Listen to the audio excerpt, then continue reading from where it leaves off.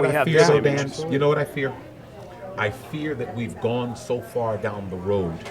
I don't know if you, your organization, or anyone can save us now. No, wait, I wait. think that, hold on, you asked it. Excuse Go me, ahead, I'm go going ahead. to give this opinion because I think I it's know you important. can. I know what, I think it's every very opinion that important, comes and out of your mouth. I'm praying that some people are sitting out there listening and learning something. If we don't turn this around in a very fast amount of time, we're going to have so much anarchy and chaos in our streets that our country will not be our country anymore. Do you understand what I'm saying? That's where I'm going, Jimmy. I'm more concerned that we will have situations that will just get completely out of hand. People talk about ISIS and people talk about they still talk about Al Qaeda. That's how you pronounce it. They still talk about those things, but I'm much more concerned about America. I'm much more concerned about what we're doing to ourselves than what I'm worried about the rest of the world's going to try to do to us. We present a united front on the battlefield, and then we come home and we go our separate ways. And all I'm saying is, as long as you have underachieving schools, as long as you have people of color who can't get jobs, people of color who are in a state of despair that is so terrible that they just give up, as long as you keep having this and other people sit around and go, well, that's their problem, we're going to be in trouble. We are in trouble, and we're only going to get deeper in trouble, Dan. Dan? Well, again, we're just sort of underscoring the points we've made all along, right? That I think that, we're looking at, I think democracy is an unbelievably great system. And I think that capitalism can be a great system as long as you're creating a dynamic where people can engage in it.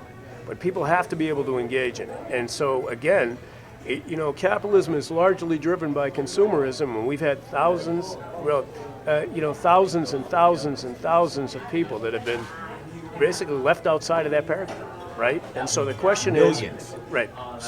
So the point being that when you're looking at that dynamic, if that dynamic doesn't change, if you continue to disenfranchise populations to the nth degree, you get the outcome. So it's sort of a logic model outcome, right? Right. Here are our challenges. Here are resources. What's missing here that gets us to the logic model? Jimmy, very quickly. Outcome of greater engagement. You know, one of the things that some of the NFL players that I've talked to have brought up to me, how come we only have the black guys out there that are being named in all these? You said you think white guys aren't committing domestic violence? That's what you said. That. I'm saying to myself, I don't care who's committing domestic violence. It has to stop. Right. Well, no, it's a men issue, right. But the point is that I think that when you watch this issue, and I want to get back to the Goodell point too. Everyone is attacking Goodell, and I get that. He made a major mistake, an unbelievably major mistake. And yet, at the same time, getting back to the fact that only 7 to 10%, depending on the study you look at, of organizations even have a domestic violence policy, he listened to the public outcry, reversed course, and came with a policy that's more stringent than I imagine if you went and looked at Apple's policy or Microsoft's policy or anybody else's policy. The point is that he made a U-turn, reversed, created an extremely stringent policy that I hope at least sets the bar not only for policies everywhere, but creates again that national conversation that we ought to be having, not only in the gender violence realm, but in the racial realm, because of the fact of the subset that they put these 3 players really up on a market. Why is it football? Why football? Is it because it's a violent sport?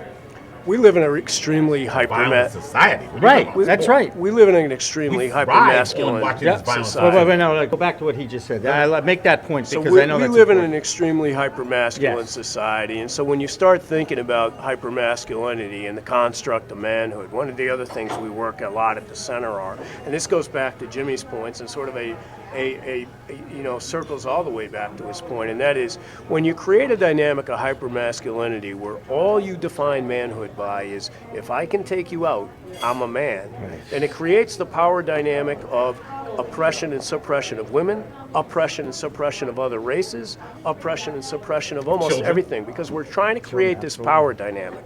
And so if we don't change the concept of or the construct of manhood, both nationally and worldwide, to include kindness, compassion, respect for women, empathy, intellectualism, sympathy. Right, all of these things that we, in many respects, have said are mutually exclusive from our definition of manhood. If you create that definition, then you've created this dynamic where it's saturated every piece of the social fabric of our world and actually ruined that social fabric. Did you guys see Shara Springer's piece in the Yes. Sunday magazine Yes. about women's sports? She's another very good talent. Very good talent. Very The club does. I happen to think they have a great sports department. I'm not going to go to the editorial side, the other side. I'm just going to say I think their sports department does a great job. She made some great points about women's athletics. We are sports fans. There's a lot of guys out here, and we're all sports fans, and we're here to watch a sporting event. But it's a male sporting event. You're not here to watch the Boston Breakers or the militia play. And the WNBA has probably been the best example of an accepted women's professional league. You talked about this a little bit earlier on one of our shows about how the WNBA in a lot of ways is better basketball fundamentally than the men's game, because the men's game is about power and it's about getting on Sports Center. It's about that hyper masculine thing, where women's sport is about Teamwork. and the Passing sport the and the ball. camaraderie and all the Moving without stuff. the ball. By the way, it's all Doing the the stuff things that you're we supposed to do. loved about sport. You know, it's kind of funny. I brought back to go back to the example of the high school player. I was driving to a game, and people said to me, "You know, you've coached both men and women. What do you like more?" I said, "Fundamentally, I like coaching the women Oh, so more do I. because they So do play I. the game So the do way I. the game Oh, was sure, meant to it's be meant to played." be played. No That's competition. right. When you look at the WNBA, and so you're talking to a guy that raised 5 boys that all thought they were really great players, and you know they got caught up in sort of that cycle of youth and hypermasculinity, and they would talk to me about certain things, and I think my favorite slogan of all time was when the NBA had a short span window of a slogan that said, "They're better than you are." Better than you. I happen to think of they're it. the superior gender, too, guys. I'm just Well, saying. I totally agree with that. You know what I mean? Women are the superior gender. Absolutely. But think of this. They don't Consider use this. they don't use that as much as they But should. consider this. I want to go back to something you said about Goodell, to which we still haven't asked you the big question: do you think he saw the tape or not? But hold that thought until you hear this, because this is really important to me. When I'm looking at the dynamic of what women bring to this society, they breed our children, they nurture our children, they take care of our homes, and many of them have 2 and 3 jobs while they're doing this. Well, They they have to be are the fathers superior, and mothers. right? They are the superior That's right. beings. Now, as you mentioned, and this is a very good point that you made about the fact of what you felt drove the NFL. No, you know what I thought drove it, Dan? And I'll be very honest with you. When women, now Terry O'Neill, and that organization started raising their voices, and they started, and we Well, said I it on talked this about the airway. public outcry. No, I would say yeah, that the public- but that's I'm what I just meant saying- by the public I'm outcry. just saying their power to hit the sponsorships of the NFL and say, hey, hold on. We're the buying power here. right. We buy your products. And until this situation with the National Football League gets a little better, we're going to start protesting. We're going to start marching around stadiums. We're going to start marching around the corporate offices of your places, and we have women on those boards too. Now all of a sudden, you have to hear their voices. That goes back to your social change. That goes back to where the impact is, because right. these women had the courage to stand up and say, no more. We're not doing this anymore. And God bless y'all. You need to keep arguing about this, and you need to keep fighting about this until we get some semblance of equality, for one reason. As long as you are not accepted as an equal, I'm not going to be accepted as an equal, and even you or you are not going to be accepted as equals, whether you're Jew, Gentile, whatever. It still boils down to the fact of, I always feel, and the sad part about society is that people don't change. Situations make people change, and that's the unfortunate part of life, that situations make people change. When during the civil rights movement, we'll go back to that just briefly, when you started when black people started interrupting the financial stream of this country, started burning down cities and so forth. Unfortunately, they weren't even smart enough, because some of them were burning down their own houses. But when they started disrupting the economic stream of cities, of entire cities, no public transportation running, no one going to work, and so forth and so on, this whole country changed its attitude overnight. Black children were allowed to get into college. Young people were allowed to do certain things, and the country rose, whether it wanted to or not. And this is in the cusp of the Vietnam War. You see, I do know my history. All of this was going on, and all of these things were changing. Then we had the women's movement coming in the late 80s with Gloria Steinbeck, God bless you, and 70s, excuse me, 70s and 80s. And all of a sudden, people started stepping up to the plate. So I'm saying to you, Dan, that I know it can be done. It can be done because we've done it before. But I think, you said that certain instances create the conversation. And so, initially we started and you said, why aren't we just better, right? Why don't we do better? Why aren't we better? And yet, you have to sort of accept that for some ungodly reason, we are not better, right? Is it human nature? What is it? So I think it's I like Is to it refer to it defective as DNA within us? I think that there's a certain sense of fallibility in the human condition, and I think that people watch certain politicians and they'll fall off, and people will blame them, or I had the good fortune of meeting last week with Diane Wilkerson's young and unbelievably talented son. Yeah. And we were talking about certain issues that are plaguing the city, and I told him that I was a huge fan of his mother, and that his mother delivered so much for her community, and that we're a culture that we love the rise, and we love to vilify when people fall, because we are flawed. All of us are flawed, right? And so there's a fallibility to the human condition. Having said that, we love the next step too, which is coming off the canvas and coming back. He's speaking I in general. understand. Because most people, because I think there's a goodness in people's hearts that most people don't want to see their heroes mess up. They don't want to see them fall. But I think in some respects it makes people that feel that they're caught in some sense of just blandness or normalcy or worse, it makes them feel somehow it's sort of that misery loves company mentality that is sort of dominated so much. I think the media's created a lot of that, guys, and I kind of threw out the line of if it bleeds, it leads. It's that sensationalism. Just want to so when you look at someone, Diane, I thought was an amazing individual for her community, brought a million things to her community, and so when an incident happened where it was alleged that she did whatever, and people tend to forget the greatness that was in her, the greatness that she brought forth, the greatness that she brought to her community under all the conditions that we talked about earlier.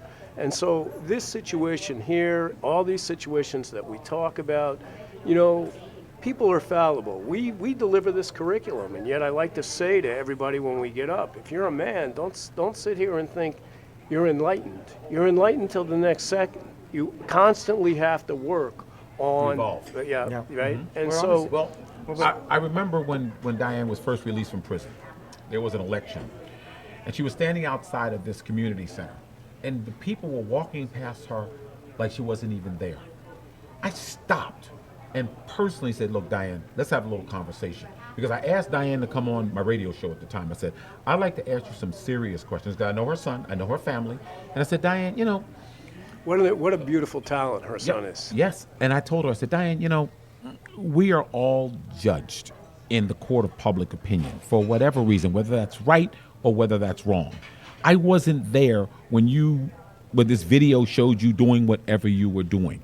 But at the same time, I would still ask you, why would you take all of your good works and allow them to come crashing down with one or two incidents? And she basically said, because I'm human. And when she said that to me, I said, good enough answer for me. And I went on the air the next Sunday and I said, I spoke with Diane this week, and she said, because I'm human, because I saw certain situations and I thought maybe I could do this, and this. It's the same as there's a recent story in Sports Illustrated about this AAU coach named Malone, who was a big time drug dealer. And it's a great story. It's a great story because they talk about all the good things he did, but they're all wiped out by that one thing, that conviction. There's an undercurrent to that story that no one's paying attention to, and so that is that he basically, if you read the story carefully, he's marketing players to particular coaches that are Teflon, right? And that we bow down to in this country. And so that kind of brings us back to the point where the vehicle of sport does create a conversation in many respects. And so that article is interesting because of all the subsets to it. Because of we we are quick to deify certain Right, people. right. And we are even quicker to vilify. That's right. Right. Absolutely. But and then the best story is the second half. I wanted coming that. off the I canvas. wanted that rhyme, and he took it. All Oh, right. sorry about that. I'm, I'll let you just. I'm only playing. I've been knock yourself enjoying out. this. I've really been sitting here listening and So- getting an education myself. I think both you guys are very passionate about what you do, and I have And the so, you utmost know, respect for both. I have to say, this is the first time that we actually have been together, and I was overjoyed that you were going to be on the show. Thank so, you. I'm all glad right? I was able to do that. So, Yeah. Be quiet. You did something good for once. God bless you. What? Okay, once. What? You Okay, get, just you get a little once. happy with yourself. Let's put ego back here. No. and It's no let's go ego. forward, okay? I'm just saying. I like bringing people together The to most have important thing- conversations. the most to have important these thing- kind of dialogues. the Is that most okay? The important most important thing- thing is to get your. The most important thing is that we get a chance to dialogue. But what's even more important than that is that the people sitting out there, because I don't like to point at the camera, the people, you out there, get a chance to listen to this, go back and listen to it again and again and again, and prayerfully, because I pray for all of you, that you will get it in some kind of way, that we are trying to give you the last vestiges of what can be. But I still believe, because every day I'm going to wake up, I'm going to believe that this country can get it right somewhere down the line, Dan. I don't want to wake up to a country that I don't believe can't get it right. I just don't want to be here anymore. Yeah. and as you know, I look at everything that I do through a fatherhood lens. So you know, I'm fortunate to be blessed with kids, to enjoy their being with them. I look at it through, but getting back to some other points that you made. You had a two-parent family, right? Yes, I And did. so, Thank there's God. so many kids in the country that are longing for that two-parent family, or who just don't even have a parent that has the liberty to be at home because Yes. they have to work so many got hours it. or whatever. And so, there's so many kids in the country being raised by their peers at ages. Now, it's understandable that at certain ages, and there's a number of studies that will show at certain ages, kids are raised by their peers. But it's happening earlier and earlier and earlier because of the despair that so many people in the country feel. When I was coming up, it was about teenage pregnancy. And the bottom line is my parents stepped in to help my sister when she had 2 babies, when she was 15 and 16. Sure, they had all kinds of stress in their lives dealing with this, but they would not let my sister move out for one reason.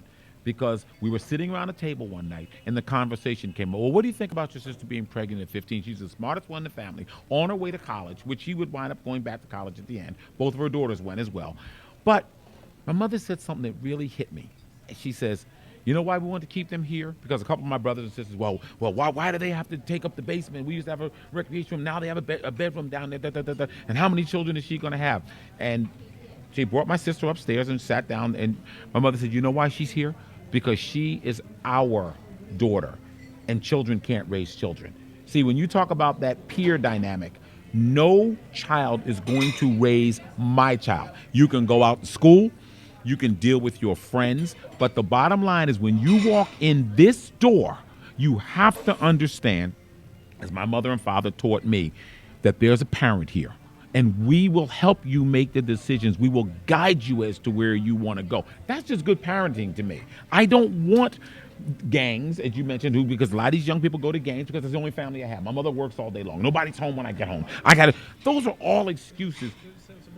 It is a sensible argument, but they are still excuses, whereas sometimes the parent falls down on the job too.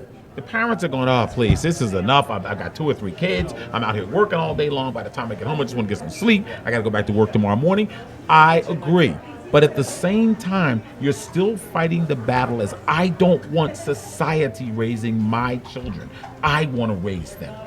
By the way, toughest job in ever, No question. parenting. And by the way, question. no, No question. education before you become one. Let's just say. No blueprint. question. No blueprint. Or the examples tend to be our parents, and God love them.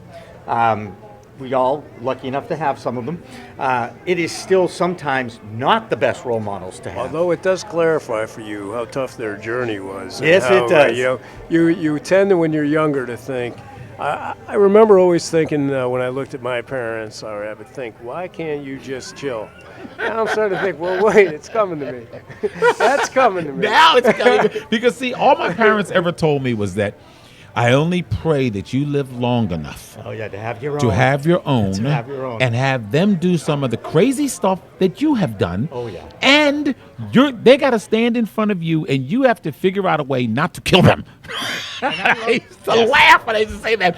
And I did not have a biological one of my own, but I wound up raising a bunch of other people's children. And many times I've told them, don't think you're doing something that I haven't seen before, because I did it. I was 12, I was 8, I was 9. You've never been 65. You've never been 52. You've never been the things that we are, but we're here to guide you. And, you know, I have a friend of mine. I just wish they all gave us more respect for that age difference. I just want to say, because a lot of times, their job is to push the button to see how far they can push. Of course, but that's what makes them children. Right. We push buttons, Jimmy. Why shouldn't they push buttons? Yeah, I mean, I want to see how far I can rattle the lion's cage. I want to. That's why I've given them an Before audience the lion's again. claws comes out and says, "Cut it out. Leave the cage alone." But that's okay. It's part of growing. It doesn't mean that the lion has to rip my arm off, but maybe the lion swats me with a paw or something, and I go, okay, I think I'm getting it now. I think the lion is a little ticked off that the lion doesn't want to do, or the lioness doesn't want to deal with this anymore. And, you know, we go to the whole thing, the spanking children, all that stuff we could talk about at another time, Dan. But, you know, I just ask questions that I find compelling on a day-to-day basis to me, because I work with children every day.